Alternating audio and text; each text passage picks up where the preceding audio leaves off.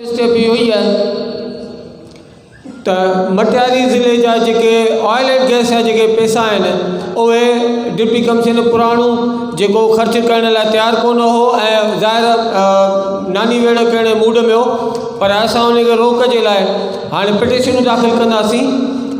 हर करप्शन के खिलाफ़ असी प्रोग्रेसवालाइंस जे प्लेटफॉर्म तां फंक्शनल पाकिस्तान मुस्लिम लीग फंक्शनल जे प्लेटफॉर्म तां असां पिटिशनूं दाख़िल कंदासीं ऐं इंशाअल्लाह मटियारी ज़िले में एक भरपूर तरीक़े सां जेको मुखालफ़त जो जेको मुखालिफ़ इतिहाद उहो असांजो अॻे ई मौजूदु आहे, पर उनखे वधीक एक्टिव कंदासीं। ऐं रहमतुल्लाह भाउ खे बि इहा रिक्वेस्ट कंदुसि त जीअं त असांजो मुखालिफ़ हिकिड़ो ई आहे, उहो केरु आहे, उहो मुखालिफ़ असांजो आहे जॾहिं खां पाकिस्तान ठहियो त हिकिड़ी कारो अंग्रेज़ हले गोरो त हले वियो, पर जेको कारो अंग्रेज़ जेको हिते छॾे वियो आहे उहा सोच जेका छॾे वियो आहे उहा सोच असांजी मुखालिफ़ आहे।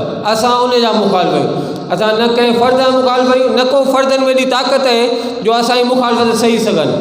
इहा सोच आहे, इन सोच जी जेका असांखे मुखालिफ़त करणी आहे ऐं असांजो मुखालिफ़ असांखे हिकिड़ो ई आहे जेको उहो आहे हिकिड़ो इदारो चइजे, सोच चइजे, इहा असांजी मुखालिफ़त। असीं सभई दोस्त गॾिजी भरपूर तरीक़े सां हिकिड़ो, छो त हर माण्हू पंहिंजे पंहिंजे तरीक़े सां कोशिशि त करे थो, पर धार धार कंदासीं त उन जो असरु अहिड़ो कोन थींदो।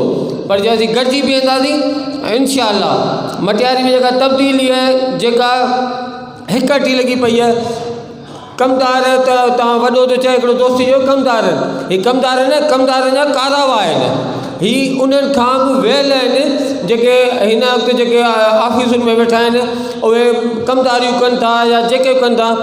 असां उन करप्शन जे ख़िलाफ़ कोशिशुनि में लॻा पिया आहियूं ऐं गॾिजी हिन इंशाअल्लाह निज़ाम खे तब्दील कंदासीं ऐं इंशाअल्लाह अलामा उमेद आहे असां हिन में कामयाबु थींदासीं। महिरबानी।